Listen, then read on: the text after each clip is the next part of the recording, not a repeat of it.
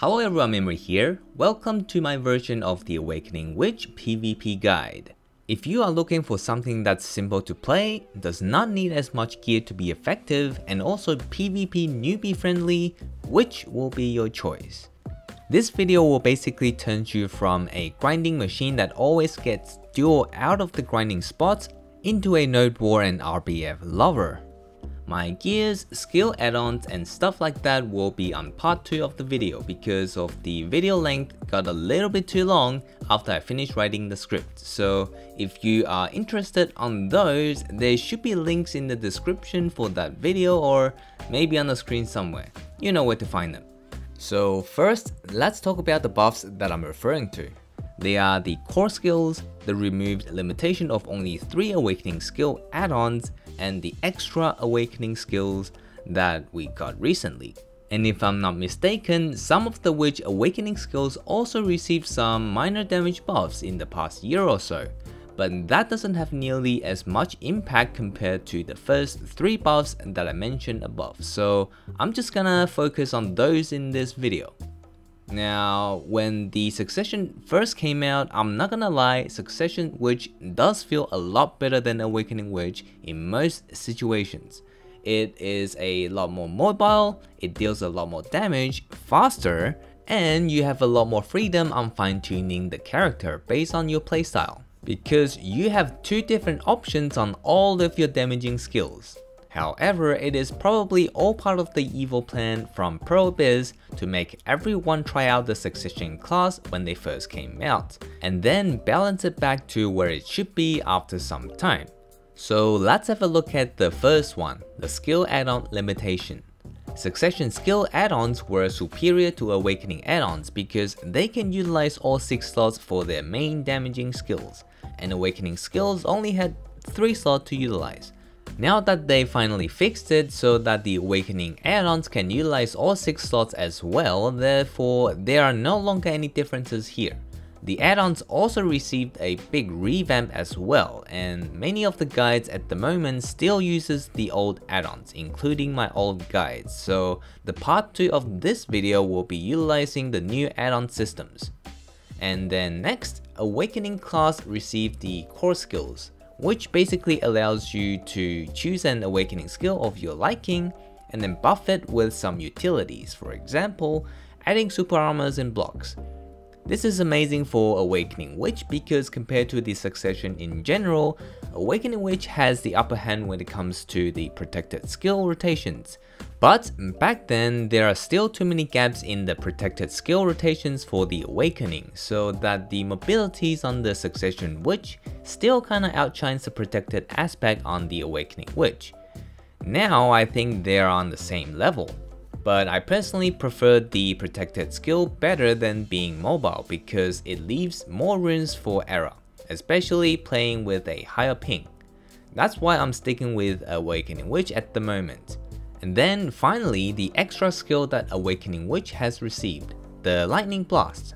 This skill is awesome. It is like the final piece of the puzzle for Awakening Witch, because it is a frontal guard, which is another protected skill in the arsenal for us, and that means pairing that with the right core skill choice, we can essentially maintain 99% protected skill rotation forever, provided our block doesn't break and our back is to the wall. That means if you play the class right, the only way anyone is gonna CC you is by grabbing you. More on that later. The other awesome thing about the Lightning Blast skill is that it is a ranged skill. Before we had this skill, if you want to do some range poke as an Awakening Witch, you have to swap to pre-awakening and use your Fireball Explosion and Residual Lightning combos. However, I really don't like to use them in many situations because first you have to worry about weapon swap, and those skills has a fairly long cast time and skill animation. On top of that, they are not protected at all. So you will probably only use them on 1v1s or small scale PvP where you don't have to worry about damage from all angles all the time. Lightning Blast gives you the same range and damage without any of those downsides. It has a decently low cooldown and the skill animation is pretty fast, so it completely replaced the need of using both of those skills. which is great because I think doing fireball explosions and residual lightning combos should be the thing for Succession Witch, not Awakening. Okay, now that we know what the buffs are and what they actually do, let's have a look at some tips and mindsets in actual PvP combat. Now, Witch is kinda on the weaker side of the scale when it comes to 1v1s, so I'm gonna mainly focus on RBFs, node wars, and siege side of PvP. Definitely not because I suck at 1v1s in general. So first of all, press your up arrow key a few times. This will move your crosshair up. I usually like to move it just a little bit above my guild name. What this does is giving you a better aim when it comes to your range skills. You would probably find it easier to aim your meteors or any range skills when you stand on something tall like a rock. This kinda does the same thing. You can play around with it yourself to find the best distance suited for you. Generally, by doing that, it will increase the range of your range ability by just a little bit further. Unfortunately, I couldn't find a way to change the default position of your crosshair, so you have to readjust this every time you've gone through a loading screen. Next thing you want to do is lock your lightning skill on your pre-awakening skill tree, because this is a 100% Black Spirit Rage skill, which has an extremely long cast time that does no damage. There is no benefit of using this to consume your Black Spirit Rage. Fissure Wave or the Z buff is all you need. Heck, there's no reason to use the normal version of this skill as well after we receive the Lightning Blast skill, and it is fairly easy to accidentally use it, so lock it. Of course, if you somehow still want to use the skill, you can always just lock the Black Spirit Rage part of the skill by clicking the button down here. And personally, I also lock both of the summoning skills in Awakening, because it is very easy to accidentally use them as well, which will screw up the skill rotation. However, since they are useful skills, so I will put them on my hotkeys to use them instead. Speaking of hotkeys, this is what my hotkey looks like. Most of them are pre-awakening skills. This is because by doing so, you can cast pre-awakening skill immediately while you are in the awakening form, saving you a lot of time C-swapping weapons. And also, it is not protected if you use C to swap to pre-awakening weapons, so being able to use pre-awakening super armor skills immediately while in awakening form is very important. I'll talk more about protected skills later, as they are crucial in PvP. And to switch back to the awakening form without using C-swap, use your detonative flow skill, which is spammable. I chose this skill as my core skill because I swap weapon this way most of the time, and I want to be protected while I switch weapons like that. If you are used to press C to swap to awakening, that is also fine because that is a frontal guard protected skill. In that case, you should pick another core skill of your liking. Next, let's have a look at heals and buffs. You need to know that as a witch, you are a support healer as well as a damage dealer. Especially in node wars and sieges, you are kinda the heart of your guild because of your supporting abilities. With heals, we have the most overpowered heal in the game, the Sage's Light. It is a one button heal everyone back to full HP skill. We also have another heal that does the same thing but slower. And then on top of that, we have another single target heal. That's a lot of heals, and it is a huge part of why you are wanted in wars and sieges. Most of the people will not use heal nearly as much as they should when they first play a witch. That is normal because only mages has access to this many powerful heals. They are so important that in the eyes of many node war guilds, if you don't utilize your heals enough, you might as well play other characters like guardians or warriors. But don't worry. It's actually not that hard to get used to healing people because both AoE heals has a very long cooldown. Healing Lighthouse is 30 seconds and Sage's Light is 1 minute 40 seconds. So in most fights, you will only be casting them once. And that means even if you use your heals as much as possible, you will still end up doing damage most of the time. What I like to do is wait for my teammate to make contact with the enemy first and then teleport to them a few seconds later. If I think my teammate is losing, use heal first. Otherwise, use Voltaic Thunderstorm combo and then heal right after. You will get CC'd and be targeted for sure, because if the enemy doesn't do that, they will lose, provided that both teams are equally geared and numbered. If the enemy outnumbered or outgeared you, you will lose regardless if you do damage or heal, but having good heal timings will give you a better chance of turning the fight around. Now, Protected Area has received a hard nerf recently, but it is still somewhat relevant in wars. Right now, its effect is reducing incoming damage by half, and you cannot receive another Protected Area again within a minute. And because you can't receive more than one PA in a minute, if you PA at the wrong time in wars, you will screw up your entire guild up and probably would get kicked if that happens a few more times. So if you are in a guild that has a shot caller for wars, just don't use them unless it is called. Next up, skill rotations.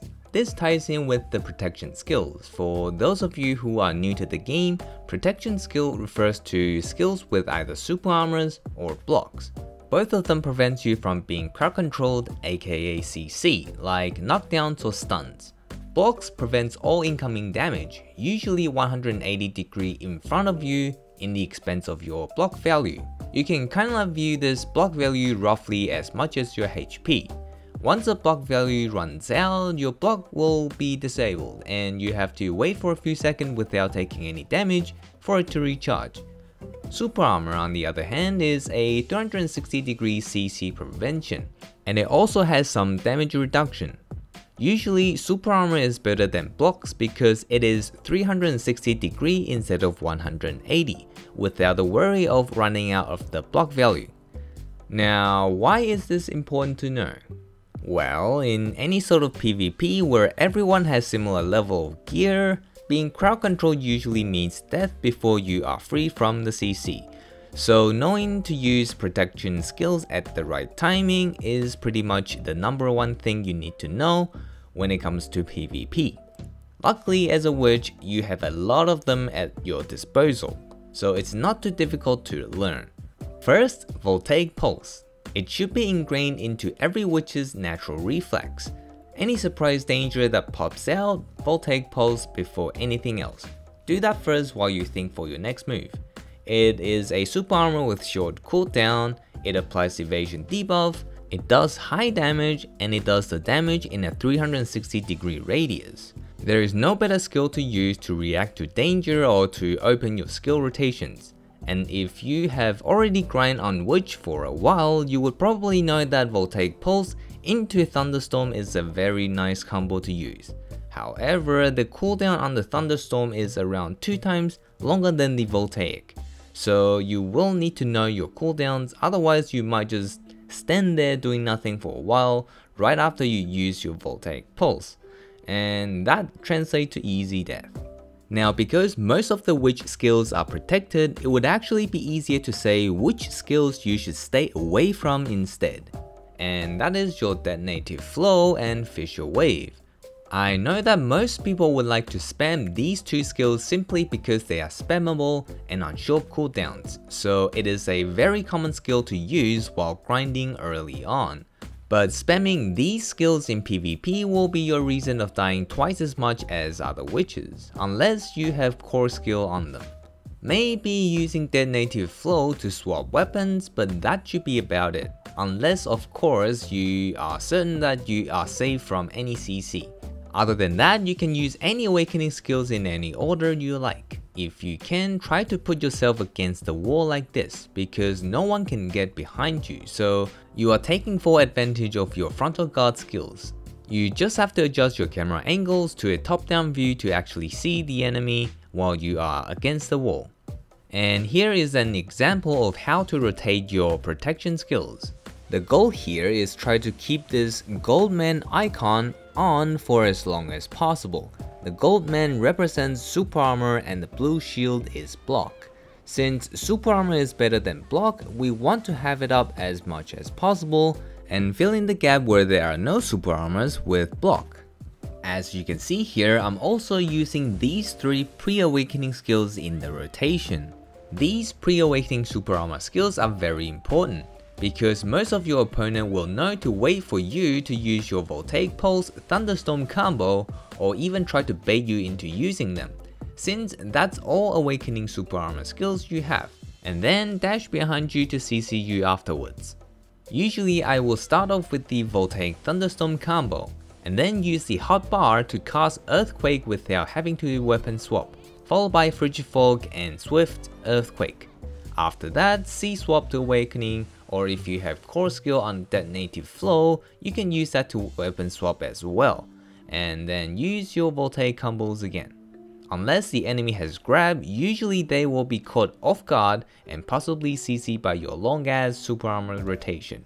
This is usually long enough for your teleport to come off cooldown, so you can teleport and engage with this rotation and then teleport out to safety. This combo sounds fairly overpowered, but not really, because super armor is not damage proof. If you take too much damage, you can still die fairly quickly. Also, if the enemy is smart, and usually they are, they will try to grab you as soon as they see you teleport in, because grabbing will bypass super armor and blocks. So you still have to look for good timings to use this combo. And what are some good timings? Well, since Witch is more of a reactive class, so you will find more success by waiting for your teammates to go in first. When they do that, the enemy will react by rushing towards your teammates, and that is your time to teleport behind those enemies to do your damage. Since the enemy are using their skills on your teammates already, you are relatively safe. You can then either choose to heal your teammates if you think they are more geared than you, so keeping them alive will giving your team more chance to win the fight. Or you can do your damage combos instead. This also applies to any situations when you see the enemy is focusing on something else already. For example, when your teammates got caught by a CC and the enemy are dashing in for the kill. Of course, the enemy mages will also be doing that and possibly waiting for you to go in, and then they come in behind you. So you have to judge the situation yourself from experience. Finally, I want to talk about Meteors, Blizzard, Chain Lightning, and Paralysis. What's common between these 4 skills? They all annoying the fuck out of people. Most players would probably feel like they are undergeared in RBFs and wars, because all it takes is 1 or 2 680 gear scored players on the enemy side to completely destroy your team or guild. Unless you are in a large scale PvP like 100-man war or sieges. So the easiest thing you can do to still have an impact in those situations is to support your teammates. We've already talked about heals and PAs, but applying crowd control is also another way to have a huge impact while being undergeared.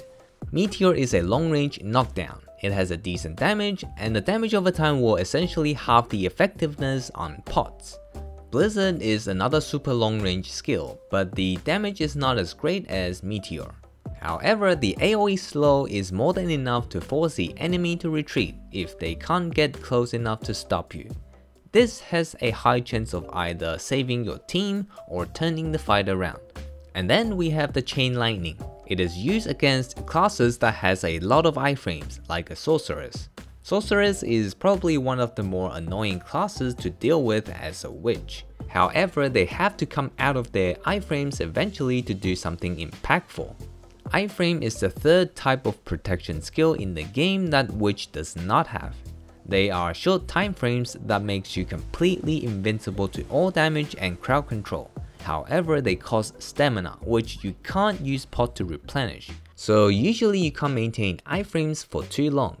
If you just cast Chain Lightning in a group fight, that means if the enemy ever come out of their iframes near you, they will be stiffened by you, which means death for them if your teammates are around. Unless of course they deal with you first. And in this case, it will give your teammates that has more gears to win the fight for you.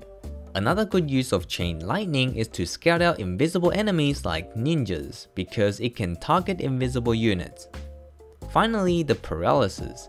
It is a 50% slow on all actions, and it is stackable with other slows. Slowing people significantly means you can use 2 to 3 skills before they even finish using one. It makes them a very easy target to fight with because they can't really do much to get away from you, and if they outgeared you, it gives you a lot better chance to escape. And that's about it for most of the stuff I want to talk about on PvP for Awakening Witch. There are many other things to talk about, but I think they are either not as important or too situational to talk about. And it's already 20 minutes, so it should be a good point to stop here. Anyways, thanks for making it this far, subscribe if you like it, hopefully it helped in some way, and I'll see you in the next video. Peace.